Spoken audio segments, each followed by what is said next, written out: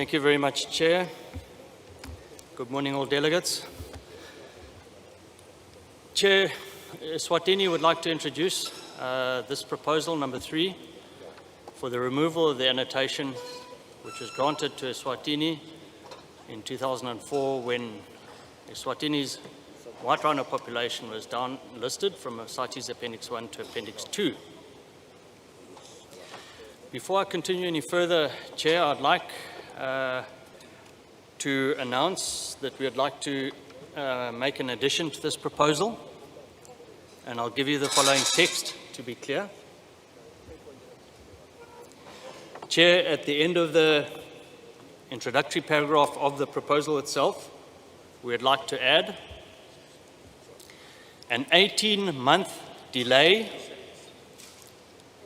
in exercising such annotation removal shall apply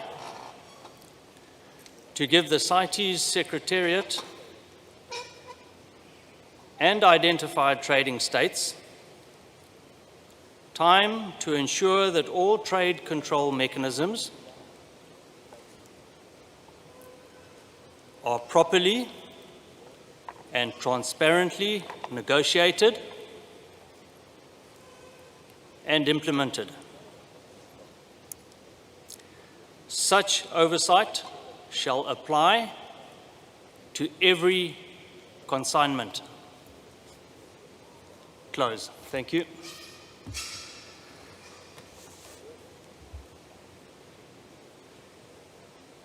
I believe the Chair's got that.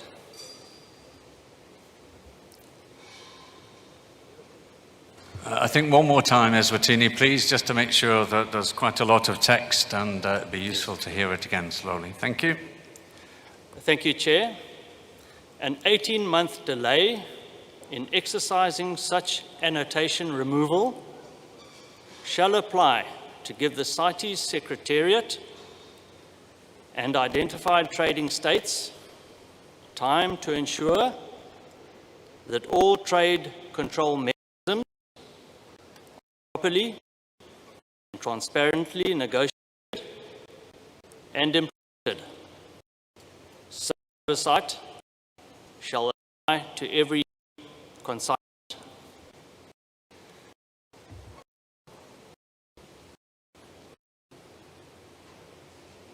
Thank you, Eswatini. We've noted that. Please continue with your introduction.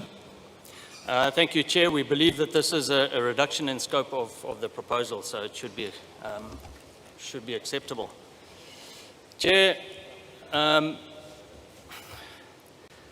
purpose of this proposal is to allow Eswatini to now realize sustainable economic benefits for her tireless efforts to successfully conserve and protect the species in the country. For their benefit and for that of those who share the burden of their protection. This similar proposal has been presented twice previously, although in slightly different forms. Eswatini's white rhinos have increased substantially since the previous presentation of this proposal in Geneva. Importantly, we have not lost a single rhino to poaching since 2014, and only 3 since 1993, almost 3 decades.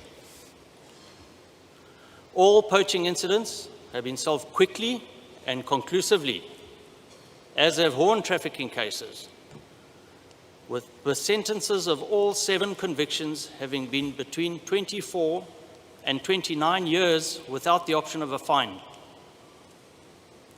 In the same period, our region has lost over 9,000 rhinos.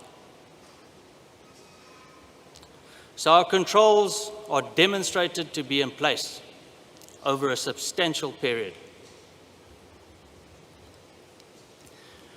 Comparing the situation at COP18 and the situation today at COP19, we have the same arguments with the same resistance. We have the same loss of animal life. We have the same loss of human life. Rangers continue to die in their tens. Rhinos continue to die in their thousands, about 2,000 since last COP. Poachers continue to die in their hundreds.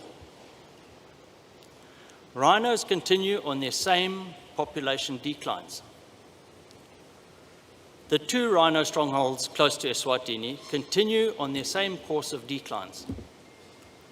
The same criminal monopoly has been maintained through the same provisions of this same convention. The same flow of illegal proceeds of the same crimes continue to follow wrongly to the same criminals. The same behavior change demand reduction campaigns continue, yet little has changed. As we predicted publicly at COP18, the cost of operations and protection have risen steeply.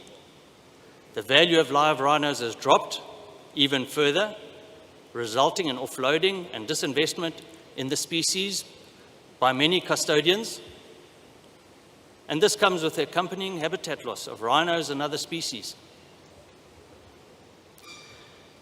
Whether we choose to like it or not, Chair, there are good reasons why the stronghold of Africa's megafauna, including elephants, giraffe, hippos, lions, and rhinos, have now been cornered in southern Africa.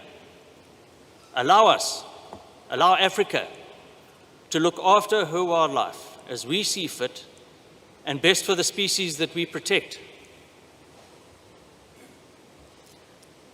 Chair, we must be doing something right. If there's any species that can hold its own and fund its own conservation and protection on a scale that will allow for its own protection and that of other species and their habitats, it is the rhino. We hope that the membership of CITES COP19 will both listen and hear. The future of these rhinos rests in your hands.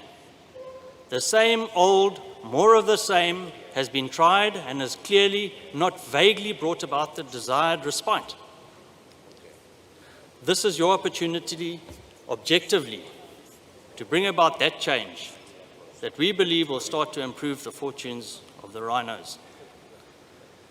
Thank you, Chair.